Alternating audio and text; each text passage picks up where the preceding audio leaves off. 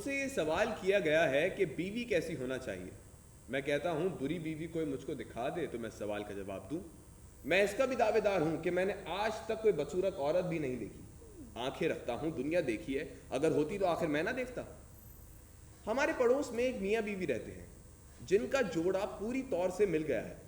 یہ دونوں آدمی انتہا درجے کے کاہل, پرلے سرے کے جھوٹے اور حد کے ناکارے ہیں, مگر جب دیکھیے دونوں کنجیوں کی طرح ایک دوسرے کے ساتھ ہیں, گلبیا ڈالے بیٹھے ہیں. ان کے 2 بچے ہیں. کسی نے ان بچوں کا دھویا منہ کبھی نہیں دیکھا. کپڑے ان کے تن پر سے کٹ کر گر جاتے ہیں مگر دھوبی کو دینے کی توفیق نہیں ہوتی. بچوں کے کپڑوں میں ذری سی پھونک بڑھ کے نیچے سے اوپر تک پہنچ جاتی ہے اور پھٹ کے علیحدہ ہو جاتی ہے, مگر سوئی دھاگے کی شرمندہ نہیں ہوتی. میں نے ایک دن عورت سے پوچھا, تمہارے میاں تم کو چاہتے ہیں؟ کہنے لگی, اتنا چاہتے ہیں کہ کھانا لیے بیٹھے رہتے ہیں مگر بغیر میرے نہیں کھاتے. دوسری مثال محبت کی یہ دی کہ کل تو پٹیر کے شکار کو جا رہے تھے.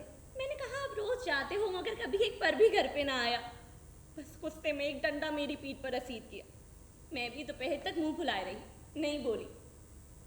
تب دوڑے گئے تیل کی جلیبیاں لے آئے, تب میں بولی. کسی ران بیوہ کے یہاں طوطا پلا تھا. وہ ہر وقت اس عورت کو مغلظات سنایا کرتا تھا. ایک دن ان کے ہاں پیر صاحب تشریف لائے. طوطے کو سن کے کہنے لگے, اے تیرا طوطا تو بڑا فحاش ہے, پنجرا کھول تو یہ اڑ جائے. کہنے لگی, رہنے دیجئے میاں صاحب, گھر میں مردبے کی ایسی بولی تو سنائی دیتی ہے. میرے ایک دوست ایک ڈپٹی صاحب کا حال بیان کرتے ہیں کہ وہ دورے پر تھے. میں ان سے ملنے گیا تھا. معلوم ہوا ڈپٹی صاحب غسل فرما رہے ہیں. یہ بیٹھے رہے. جب دیر ہوئی تو پھر دریافت کیا تو معلوم ہوا ابھی تک غسل میں ہے. سرکاری کام تھا جس کے نہ تمام رہ جانے میں دونوں کی بدنامی تھی, اس لیے سنگ آمد سخت آمد انتظار کرتے رہے. مگر ڈپٹی صاحب آج نکلنے کا نام لیتے ہیں نہ کل. ان کی آنکھیں کلو اللہ پڑھ رہی ہیں مگر وہاں ان کی برآمدگی کی کوئی صورت دکھائی نہیں دیتی. خیر کچھ گھنٹوں کے بعد طلبی ہوئی تو کیا دیکھتے ہیں ڈپٹی صاحب دفتر کے باہر کرسی پر بڑی شان سے تشریف فرمائے, مسلوں کا ڈھیر لگائے مگر خالی پتلون اور کھرانے پہنے بیٹھے. کام پورا کر کے جب یہ باہر نکلے ہر دلی سے اس انوکھی وجہ کا سبب پوچھ ہی بیٹھے. معلوم ہوا بیگم کو کسی بات پر غصہ آ گیا.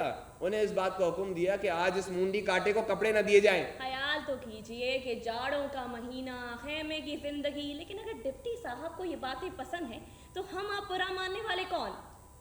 پیٹر پنڈر نے لکھا ہے کہ میں نے اسکاٹ لینڈ میں دیکھا ایک شخص اپنی بیوی کو مارتا ہے. مجھے ایسا جوش پیدا ہوا, میں گھر میں گھس گیا, اس عورت کو بچانے لگا. میرا یہ کرنا تھا کہ دونوں میرے اوپر پلٹ پڑے اور مجھ کو باندھ کر باہر کر دیا. لیجئے صاحب, ہم تم راضی تو کیا کرے گا قاضی.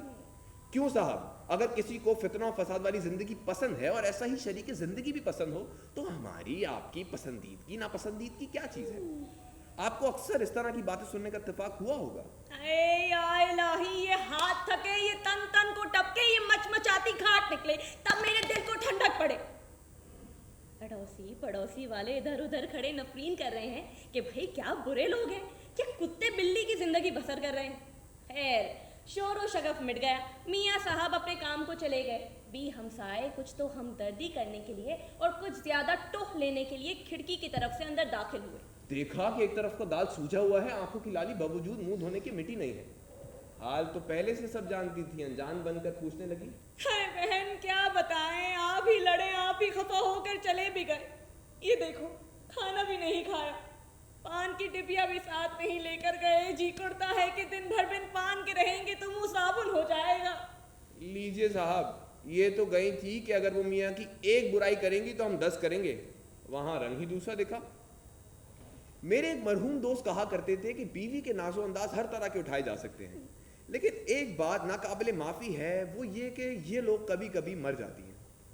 اس کے مقابل میں دوسرا قصہ یہ ہے کہ ایک صاحب نے بیان کیا, میری بیوی 2 ہی برس کے اندر داغ مفارقت دے گئی. ذرا سا لڑکا, ایک پھوسڑا اپنی نشانی چھوڑ گئی. میری ایک بڑی سالی تھی جو اسی انتظار میں پہلے سے رنڈاپا پہری تھی. خوش دامن آپا کہنے لگی, میاں تمہاری سالی موجود ہے, اگر عقد کر لیتے تو مردہ رشتہ پھر زندہ ہو جاتا. میں نے بھی سوچا جب یہ جوان جہاں نہ رہی تو یہ ادھیڑ کیا رہیں گی. لاؤ کر بھی لو. لڑکی کی خالہ ہے, بچہ بھی پل جائے گا اور اچھا خاصا جہیز بھی ہاتھ لگ جائے گا. ہاں, ان کے مرنے کے بعد انشاءاللہ تعالی ہم اپنی ہمسن ڈھونڈ لیں گے. لو بھائی, ہونے کو تو ہو گیا, مگر وہ آج مرتی ہیں نہ کل. وہ تو پہلے سے ہی بوڑھی تھی, ہمارے بھی ڈانٹ گر گئے, مگر وہ مرنے کا نام نہیں لیتی. ادھر ہم کہیں سفر کو تیار ہوئے، ادھر وہ امام زامن لیے ڈیوڑی پاس پہنچ گئے۔ ان صاحب کا بیان ہے کہ بڑی بیوی کے مرنے سے تو مایوسی ہو ہی چکی تھی، میں نے یہ وطیرہ اختیار کیا کہ یہاں انہوں نے امام زامن باندھا، وہاں میں نے بھی ایک چیتڑا لے کے ان کے دائیں بازو پہ باندھ دیا اور کہنا شروع کر دیا، خدا تمہارے سائے میں ہمیں پروان چڑھائے۔ اب ذرا غور فرمائیے گا کہ اگر ان صاحب کو ہم نے صلاح دی ہوتی کہ بڑی سالی سے کر لو تو خدا واسطے ہم ہی تو بدنام ہوتے۔ نہیں بھائی، اس معاملے میں یہی ٹھیک ہے کہ اپنی اپنی ڈفلی اپنا اپنا راگ۔